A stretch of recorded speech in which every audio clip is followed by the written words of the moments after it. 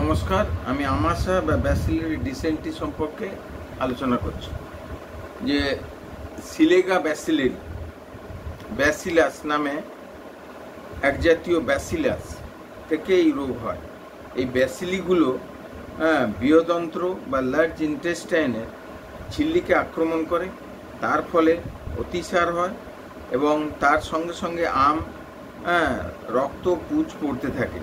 কুণ্ঠনের সঙ্গে সঙ্গে পুনঃ পুনঃ পায়খানা হতে দেখা যায়।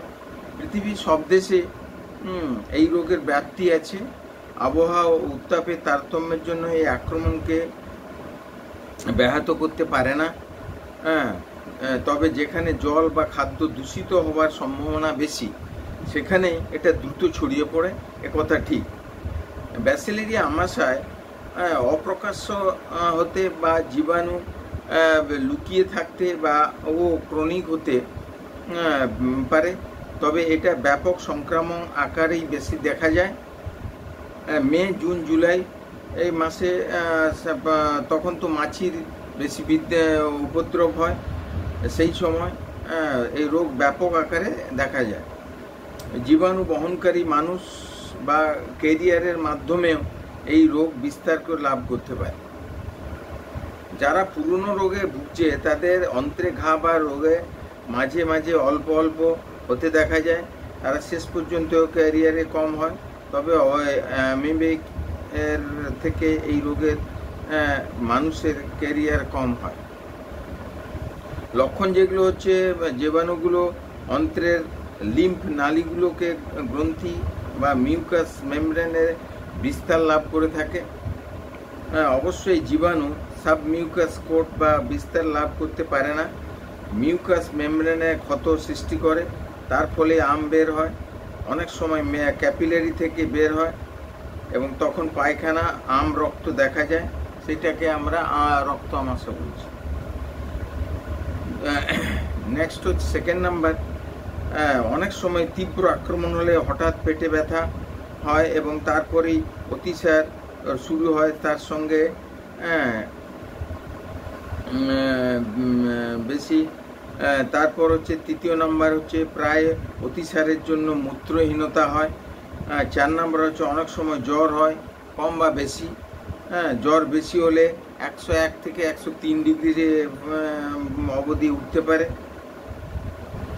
আর 5 নাম্বার হচ্ছে সাধারণত সংক্রমণ স্বল্পস্থায়ী, 1 থেকে 4 দিন হয়, তারপরে অতিসার শুরু হয়ে যায়। 6 নম্বর হচ্ছে রক্ত বা পুঁজ মিশ্রিত গোলাপি ধরনের পায়খানা হয়। রোজ 20 থেকে 80 বার পর্যন্ত একটু একটু করে পায়খানা হতে থাকে। 7 নম্বর হচ্ছে মল খুব কম থাকে পায়খানায়, বেশিরভাগ থাকে রক্ত, পুঁজ ও এবং 8 নম্বর হচ্ছে অনেক সময় বমি বমি ভাব থাকতে পারে। 9 নম্বর হচ্ছে মলে গন্ধ সামান্য থাকে বা থাকে না। এবং 10 নম্বর হচ্ছে অনেক সময় জ্বর পায়খানা চলতেই থাকে, রোগী দুর্বল হয়ে যায়। এবার এর প্রকারভেদে আমরা অল্প আক্ষেপযুক্ত হয় 1 নম্বর, 2 নম্বর বেশি আক্ষেপযুক্ত হয়, পুরাতন রোগও হয়।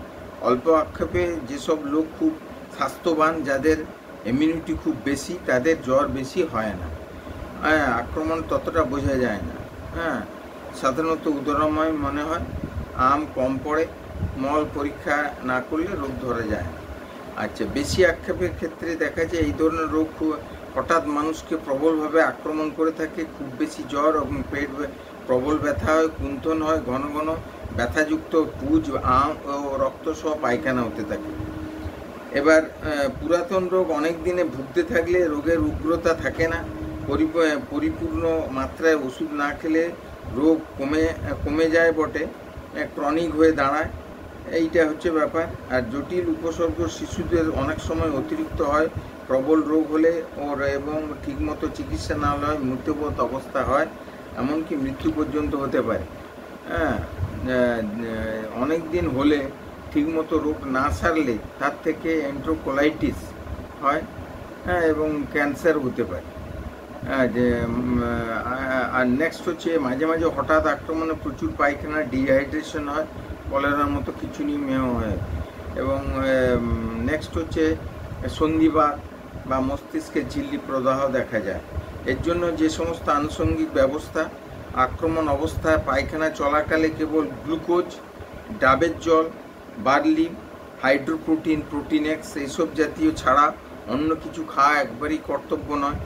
হ্যাঁ, আগে ওষুধ খেয়ে পায়খানা বন্ধ হয়ে গেলে বা ক্ষুধা পেলে কাঁচকলা, গাঁদাল পাতা, শিঙি বা মাগুর মাছের ঝোল, হালকা ঝোল, সরু চালের ভাত, এগুলো খেতে হবে অন্তত 1 থেকে 2 মাস। এইভাবে হালকা ঝোল ভাত খেতে হবে, অন্যান্য খাদ্য খাওয়া উচিত নয়।